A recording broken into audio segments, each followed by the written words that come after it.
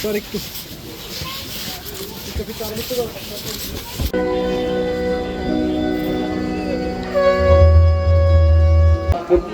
সারা বছরই আমাদের সমাজ সেবামূলক কাজ থাকে। কিছুদিন পূর্বে আমাদের ত্রিপুরা রাজ্যে সেটা কিন্তু আসছে না। স্বচ্ছতার দরকার। স্বচ্ছতা না আসলে কোনো অবস্থায় আমরা সমাজ পরিবর্তনের কথা বলতে হচ্ছে না। কোনো কাজ করতে গেলে সেখানে দেখবেন নানা রকম কথাবার্তা হচ্ছে। এটা কনস্ট্রাকটিভ যে চিন্তা ভাবনা তা না, সেটাকে কিভাবে ঘুরিয়ে অন্য মুডে বা তালি পাওয়ার লোভে অনেকে অনেক কথা বলে। এতে করে এটা কিন্তু অনেক বছর, দীর্ঘ বছর ধরে এটা চলছে। কিন্তু আমার মনে হয় এখন প্রকৃত সময়। আজকে আমাদের এই সমাজে বিভিন্ন ধরনের সমস্যা কেন হবে, কেন এখানে মেয়েদের উপর অত্যাচার হবে, কেন তার প্রতিবাদ হবে না, কেন এখানে এডিকশন এখনো চলবে। পুলিশ তো ডেলি ধরছে। আজকেও প্রায় 2 কোটি টাকার উপরে এখানে কিছুদিন একটু আগে আমি দেখছিলাম 2 কোটি টাকার উপরে এই নেশা সেগুলো ধরেছে। কত ধরবে? আর যারা মাঝখানে এটা সাপ্লাই হয় তার মাঝখানে তারা আমাদের ছেলে মেয়েরা ভিকটিম। তো দুঃখটা হয় যে কেন আমাদের মধ্যে এই জিনিসগুলো, অনেক বড় বড় লোক এর মধ্যে ইনভলভ আছে, পয়সার মোহে এসব করছে, নিজের পায়ে নিজে করে নিচ্ছে।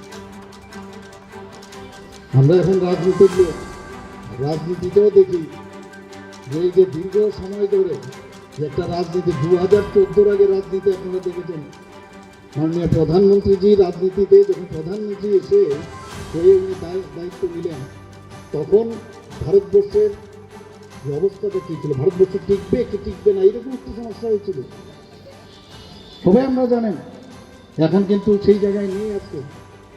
আজকেও সকালে আমি একটা জায়গায় গেছি, কি এটা 18তম পেজ, 18th পেজ, যে উনি একটা টিপ দিয়েছেন। কেন টিপ দেওয়ার সাথে সাথে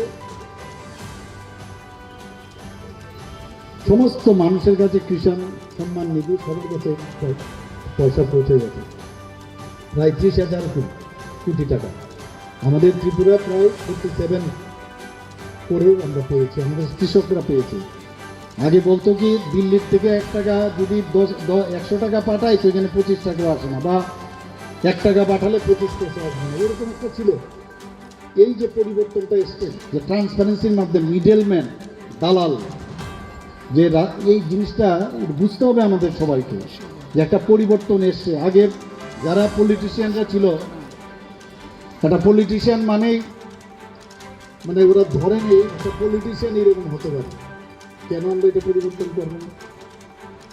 আজকে প্রধানমন্ত্রীর বিষয়ে আমরা যখনই দেখি উনি যেভাবে মানুষের কথা চিন্তা করেন,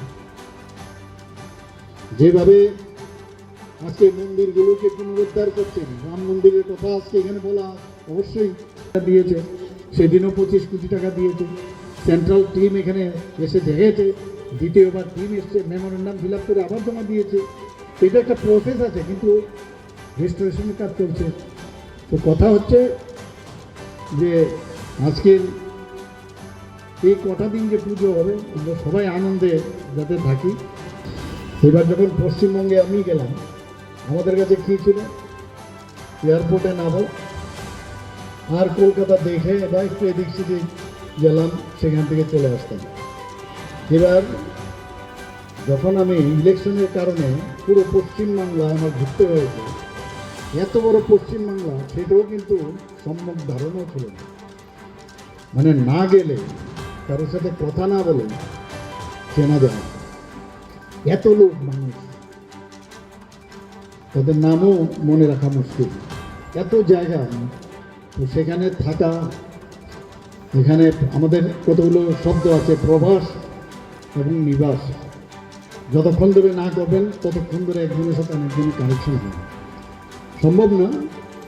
কিন্তু সেইভাবেই আমরা যখন ঘুরলাম সমস্ত পশ্চিমবাংলায় বলুন, ত্রিপুরা বলুন, আমাদের এত কৃষ্টি, সেই কৃষ্টি সংস্কৃতি পুজোর সময়ও কিন্তু দেখা যায়। এখানে যে ছোটো মেয়ে আজকে ডান্স করছিল, আপনারা সবাই দেখেছেন। This is the creativity.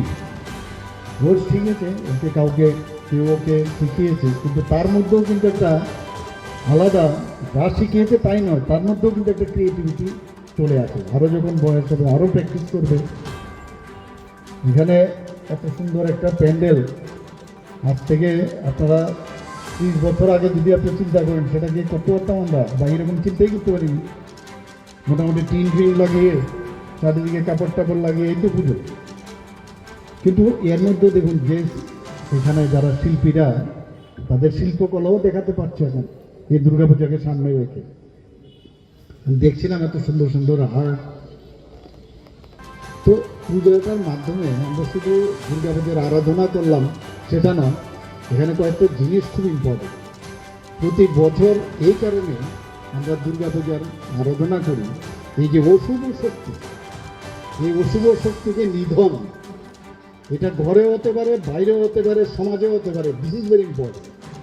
পুজো করলাম, আনন্দ করলাম, বাড়িতে চলে গেলাম, এরকম না। ঠিক কারণে আমরা করছি অসুর বধ,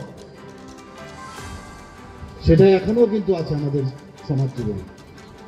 সেই ট্যান থেকে প্রধানমন্ত্রী আধ্যাত্মিক দিক দিয়ে বলুন, বিভিন্ন মন্দিরগুলোকে আবার সেটাকে নতুনভাবে পুনরুদ্ধার করা, রেট্রোফিটিং করছেন।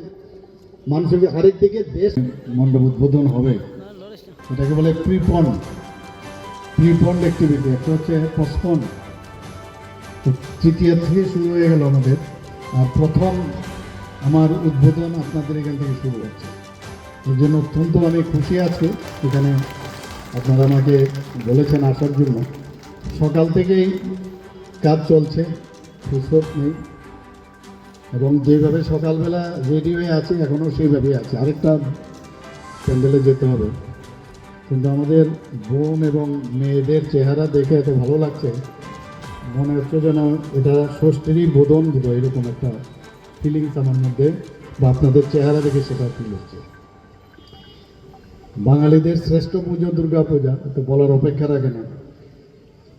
এবং প্রধানমন্ত্রীজি এবার যে বাঙালি ভাষাকে ধ্রুপদী ভাষা বলে বলেছেন, এটা আরেকটা বাড়তি পাওনা আমাদের হয়ে গেল। এত যেভাবে আমাদেরকে উনি সম্বোধন করলেন এবং রিকগনাইজ করলেন। বাঙালির পুজো হলেও ত্রিপুরাতে কিন্তু এটা জাতি জনজাতি সবাই মিলে আমরা এই দুর্গাপুজো উৎসব আমরা আনন্দে মেতে উঠি।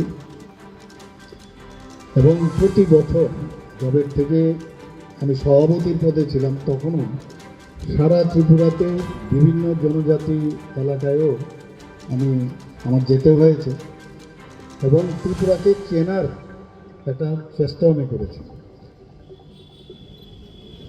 অনেক কিছু কিন্তু কাজের মাধ্যমে কিন্তু অনেক কিছু আমাদের কৃষ্টি সংস্কৃতি ত্রিপুরার, আমি জানি না আপনারা হয়তোবা আমার মতোই বিভিন্ন জায়গায় ত্রিপুরায় গেছেন, কিন্তু যে